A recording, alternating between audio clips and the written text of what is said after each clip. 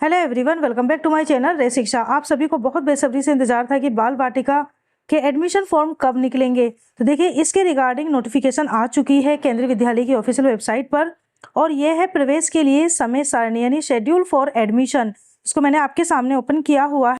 इसमें आपको एडमिशन के रिगार्डिंग पूरे शेड्यूल की जानकारी मिल जाती है। तो ये है सत्र 2024-25 में बाल वाटिका कक्षाओं में प्रवेश के लिए समय सारणी निम्नलिखित होगी। यहाँ पर है, पहला है प्रवेश के लिए विज्ञापन 4th week of March 2024, latest by 31 March 2024। तो ये है कि यहाँ पर जो एडवर्टीजमेंट यानी कि एडमिशन की जो जानकारी दी गई है वो मार्च के चौथे हफ्ते में दी गई है।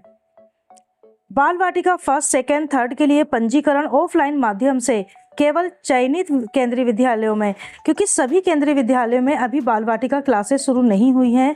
कुछ ही केंद्रीय विद्यालय हैं जहां पर बाल वाटिका क्लासेस शुरू हो चुकी हैं। जिन केंद्रीय विद्यालयों में बाल वाटिका क्लासेस शुरू हो चुकी हैं उन केंद्रीय विद्यालयों की लिस्ट की जानकारी मैं आपको अपनी प्रीवियस वीडियो में दे चुकी हूँ। आप उस वीडियो को जाकर देख सकते हैं।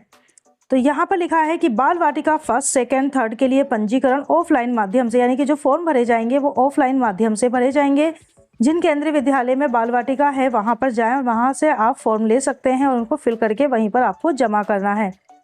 तो ये फॉर्म निकलेंगे 1 अप्रैल 2024 यानी मंडे से सुबह 10 बजे से फॉर्म मिलने शुरू हो जाएंगे।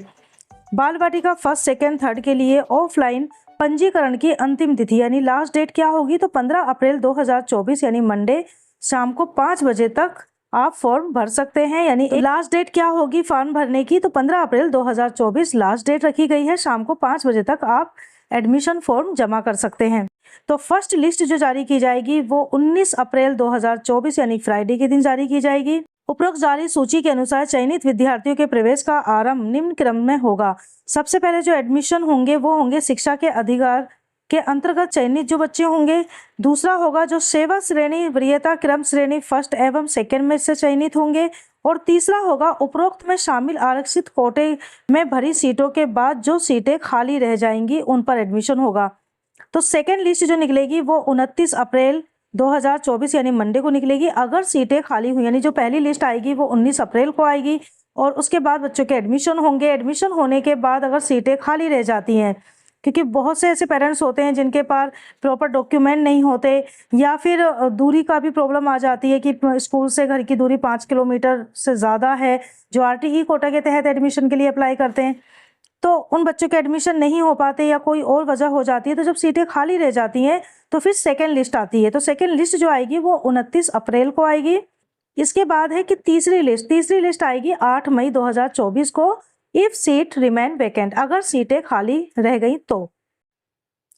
5वें नंबर पर है शिक्षा के अधिकार के अंतर्गत एवं अनुसूचित जाति जनजाति अन्य पिछड़ा वर्ग यानी कि NCL प्रवेश हेतु दूसरी अधिसूचना कक्षा फर्स्ट यदि पर्याप्त आवेदन प्राप्त न हुए तो।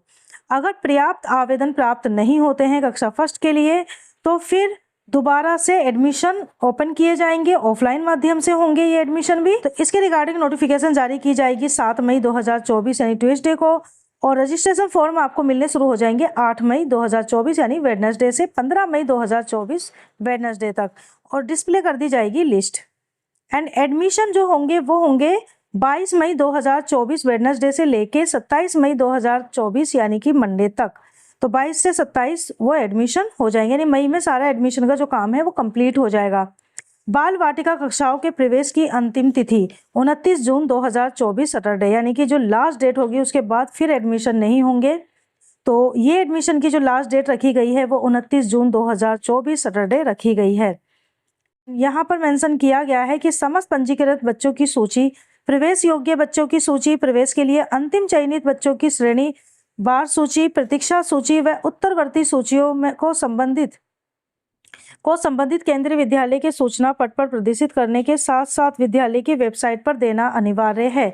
यानी पहले क्या होता था कि कुछ स्कूल अपनी ऑफिशियल वेबसाइट पे अपडेट नहीं करते थे, जो नोटिस बोर्ड था वहां पर लगा देते थे, लेकिन अब अनिवार्य कर दिया गया है कि आप नोटिस बोर्ड पे भी लगाइए, साथ ही स्कूल की ऑफिशियल वेबसाइट पर भी आप उसको अपडेट करिए। वीडियो में दी गई जानकारी अगर आपको अच्छी लगी है तो प्लीज़ हमारे चैनल को सब्सक्राइब जरूर कीजिएगा, और अगर वीडियो अच्छी लगी है तो लाइक और शेयर भी जरूर कीजिएगा।